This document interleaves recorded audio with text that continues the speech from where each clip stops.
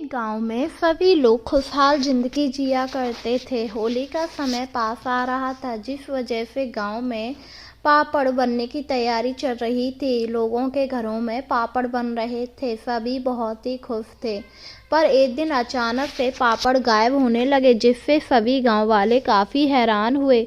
अरे ये पापड़ कौन ले जाता है, पता नहीं कौन चुरा रहा है, कुछ समझ में ही नहीं आ रहा। गांव वाले काफ़ी हैरान थे। उसी गांव में एक सीमा नाम की औरत रहा करती थी। उसने भी पापड़ बनाए, पर अचानक से उसके पापड़ गायब हो गए। ये देखकर वह भी काफ़ी ज़्यादा परेशान हुई। अरे मेरे पापड़ किसने चुरा लिए, मैंने तो आज सुबह ही पापड़ बनाए थे। हे भगवान, गांव में कौन चोर आ गया। किसी को कुछ समझ नहीं आ रहा था। धीरे धीरे समय गुजर रहा था। कभी किसी के पापड़ चुर जाया करते तो कभी किसी के, जिससे गांव वाले काफ़ी परेशान थे। एक दिन की बात है, एक छत पर पापड़ सूख रहे थे। तभी वहां एक चुड़ैल आई और उसने पापड़ों को उठाया और बोली, हा हा हा हा, आज तो मैं बहुत सारे पापड़ खाऊंगी। रोजाना पापड़ खाकर मुझे तो मज़ा ही आ जाता है।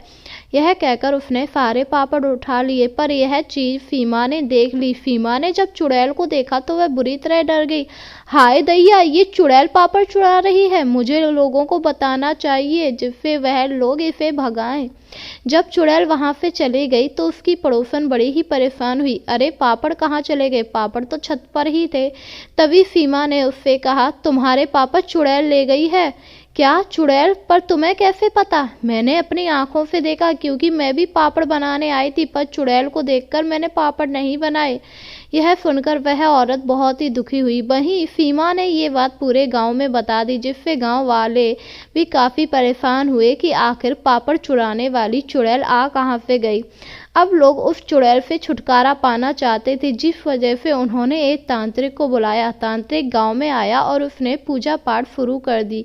पूजा पाठ के प्रभाव से चुड़ैल वहां आई। चुड़ैल को बहुत गुस्सा आ रहा था कि उसे इस तरह क्यों बुलाया गया, और उसने कहा, क्यों बुलाया है मुझे यहाँ।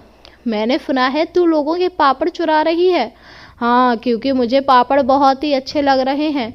तो तू इस तरह लोगों के पापड़ कब तक चुराती रहेगी, चली जा यहाँ से, इन्हें आराम से जीने दे। नहीं, मैं तो इसी तरह पापड़ चुराऊंगी, मुझे पापड़ खाने बहुत ही अच्छे लगते हैं। नहीं, मैं तुझे आगे से पापड़ नहीं चुराने दूंगा, तुझे यहाँ से जाना ही होगा। यह कहकर तांत्री ने कुछ मंत्र पढ़े, पर चुड़ैल जाने का नाम ही नहीं ले रही थी, क्योंकि उसे इस गांव में बहुत सारे पापड़ मिल रहे थे। मैं कहीं नहीं जाऊंगी तांत्रिक, अगर तूने ज़्यादा किया तो मैं तुझे मार डालूंगी। यह सुनकर तांत्रिक को समझ आ गया कि चुड़ैल नहीं जाएगी, और उसने कुछ मंत्र फूंके और गंगा जल चुड़ैल के ऊपर डाल दिया, जिससे चुड़ैल जलने लगी।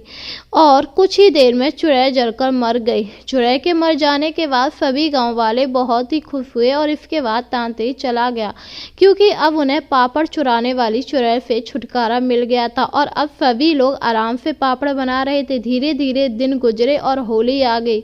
होली वाले दिन गांव वालों ने धूमधाम से होली बनाई और आराम से पापड़ खाए।